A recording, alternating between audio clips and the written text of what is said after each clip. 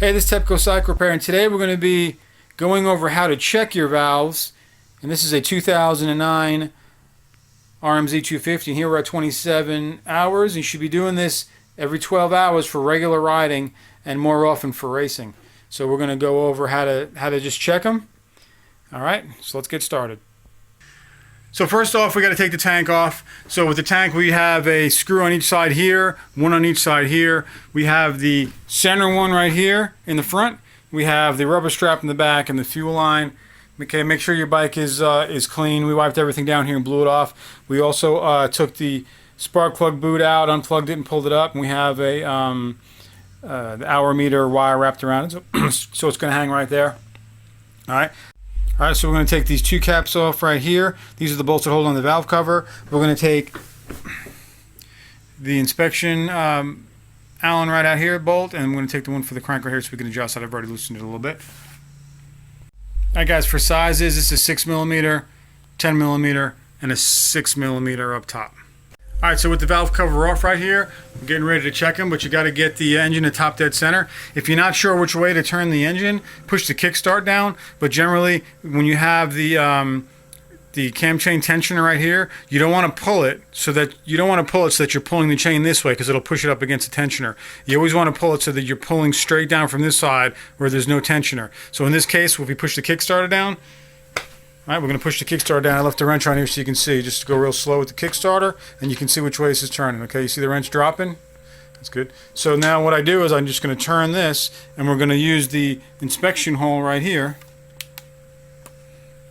All right, and let me get a light on for you here.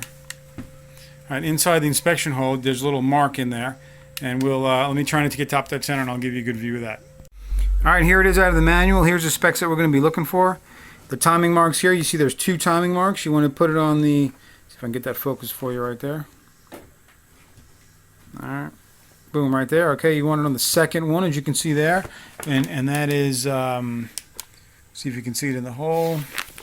Yeah, it's hard to see. Oh, there it is. You can kind of see the mark right there. All right, so you're going to line that mark up with the mark that's inside of the case. You can see that right there. And basically you want it to look like, again, showing you the manual just so it's easier for you guys to make out. Yeah, right there, but you get the idea. All right, and also you want to make sure, an easy way to do it is to look at the lobes, and you see that both of the lobes are on an angle outwards, okay? To the top and an angle outwards, both the intake and exhaust, all right? So we're going to get some feel gauges out and check them out. All right, so like I said, in this one here, and this is a 2009, the specs are between 17 and 24. Here's a 25. The 25 fit, you can't get it through there, so I'm going to try with a 20. So this is what we're looking at here. All right, sliding it right in there. 20 fits perfect in here. So we're at a 20. We're supposed to be between a 17 and a 24, so we're good on the exhaust. On the intake side, we want to be between 0.09 and a 0.16. So looking at that, I'm going to 0.09 and 0.16. I got a 0.10. I'm going to run through there. Actually, I'm going to run a 15 through the intake. Let's see what we got for the intake side. You want to get them underneath here. Yeah, 15 fits just right in there. This is a little tight on the 15 on that one. So I'm going to try a 10 in there.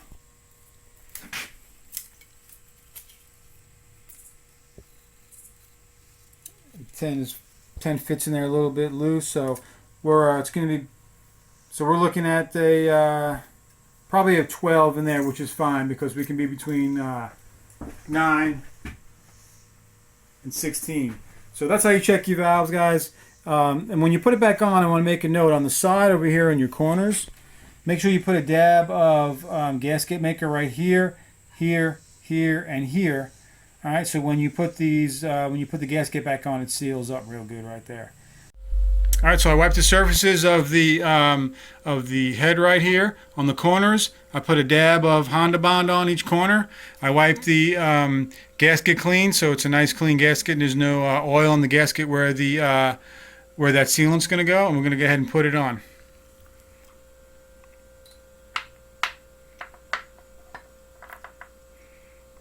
All right, you just want to work it on there, and then just set it on there nice and easy, straight down. All right, there we go. And then we're going to take the valve cover bolts right here. We're going to spin those on. And the torque setting for those is 10 foot-pounds, right? 10 foot-pounds is very little. Don't over-torque them. You'll strip them and ruin your head. So make sure we're only doing 10 foot-pounds. We're going to use a flex torque wrench and tighten those to 10 foot-pounds. All right, so we're going to torque these down here. They're 10 foot-pounds or 120 inch-pounds. I'm going to use an inch-pound. Whenever you're doing small torques, like 10 foot-pounds of torque, you want to use something, you want to use the right tool. So we're going to go ahead and go to 120.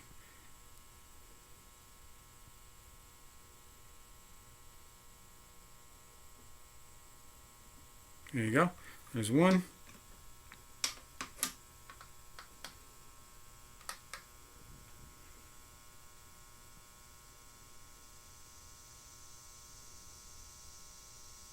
There you go, right there.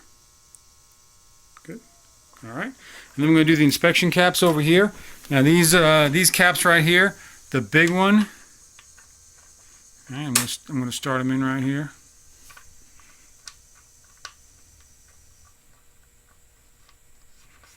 Eight foot-pounds on that big one right there. All right, and then 10 foot-pounds on the top dead center plug. Let me switch hands here so I can mark this right here. This one is also, this is a 6, just like the valve covers right here. Okay, and this one is the same torque as the top.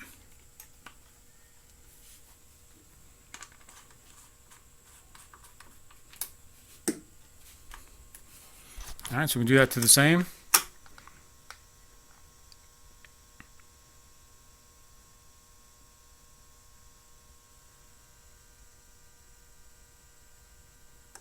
All right, and then the bottom one is 8 foot-pounds, so that's 96 inch pounds, or you can do 100 inch pounds and be just fine. So we're going to do 100 inch pounds on this one.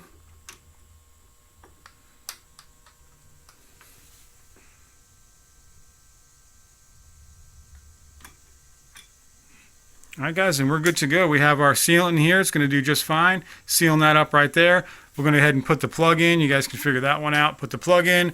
We got our inspection holes back together, and we are good to go, guys. And that's how you inspect valves in an RMZ. This is a regular maintenance item, and this is what a lot of people overlook. So if you guys like this video, please like, subscribe, and share. And until next time, this is TEPCO Cycle Repair.